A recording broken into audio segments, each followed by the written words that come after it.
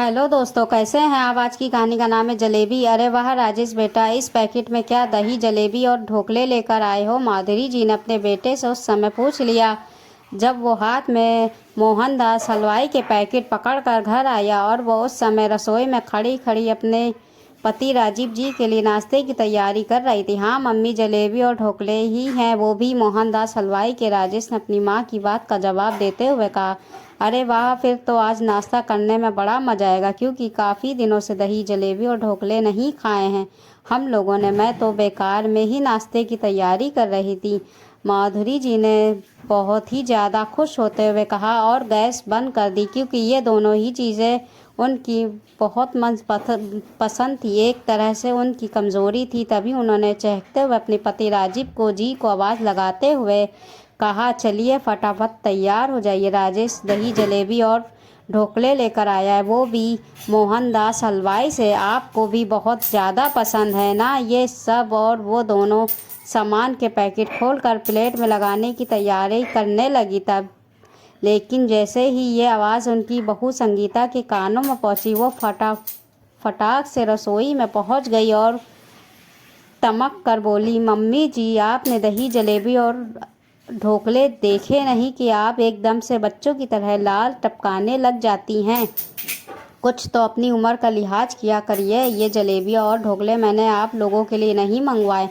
आज मेरे मैके से मेरे भैया भाभी आ रहे हैं, बस उन्हीं के लिए ये सब सामान आया है।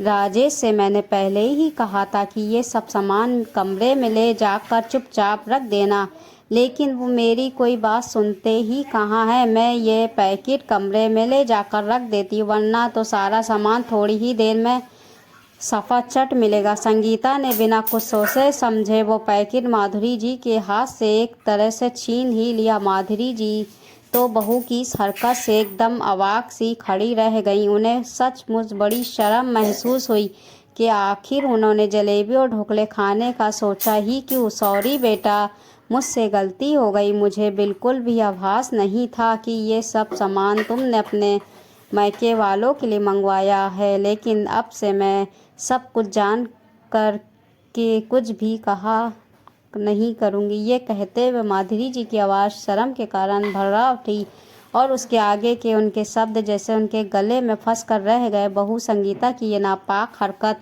बाहर खड़े ससुर राजीव जी ने देख ली, क्योंकि तब तक वो अपनी पत्नी माधुरी की चहकती हुई आवाज़ सुनकर रसोई तक आ चुके थे। ये सब क्या था बहू, तुमने अपनी सास के हाथ से इस तरह पैकेट छीनते हुए बिल्कुल भी शर्म नहीं आई, जबकि वो सिर्फ खाने पीने का सामान था। राजीव जी ने तौलिया चढ़ाकर पूछा। वो पापा जी, मम्मी जी दही जलेबी और ढोकले देखकर बिल्कुल बच्ची बन जाती, इसलिए मैंने ये सब किया। संगीता ने अपनी चोरी पकड़े जाने के डर से कहा, क्योंकि इससे पहले भी वो माधुरी जी के खाने पीने के सामान पर रोक टोक लगाती रहती थी। माधुरी जी मन ही मन कुछ दिन पहले की परिस्थितियों पर पहुंच गईं, जब संगीता इस घर में ब्याह कर आई थी। मध्यम वर्गीय परिवार की संगीता को राजीव जी और माधुरी जी ने अपने बेटे राजेश की खुशी के लिए खुशी खुशी अपना लिया था। लेकिन धमाका तो तब हुआ जब संगीता इस घर में ब्याह कर आई। इतना सारा धन वैभव देखकर वो फूली ना समाई और उसके मन में चालाकियाँ घर करने लगी। संगीता की शादी के थोड़े दिनों बाद ही राजीव जी की नौकरी से रिटायर हो गए थे। माधुरी जी ने शुरू से खाने पीने की काफ़ी शौकीन रही थी, इसलिए राजीव जी उनकी हर इच्छा का पूरा पूरा ख्याल रखते। इसलिए आखिर घर में कमी किस चीज़ की थी। और वो शाम को ऑफिस से आते समय अपने साथ कुछ ना कुछ खाने पीने का सामान ज़रूर लेकर आते थे। लेकिन जब से वो रिटायर हुए तब से उन्होंने ये कार्य राजेश को सौंप दिया था। लेकिन राजेश जो कुछ भी लेकर आता अपनी पत्नी संगीता को ही पकड़ाता। संगीता वो सामान अपने कमरे में ले जाकर रख लेती, और नहीं वो थोड़ा बहुत राजीव जी को दे देती, लेकिन माधुरी जी को तो बहुत ही कम पूछती। हालांकि माधुरी जी बहू की हरकतों को बहुत अच्छी तरह से समझ रही थी, लेकिन घर की सुख शांति के लिए वो अपना मुंह सिले रहती क्योंकि वो अपनी इच्छा के लिए घर में कलह फैलाए। लेकिन आज तो वो संगीता ने राजीव जी के सामने ही माधुरी जी के साथ इतनी बड़ी बदतमीजी कर डाली थी।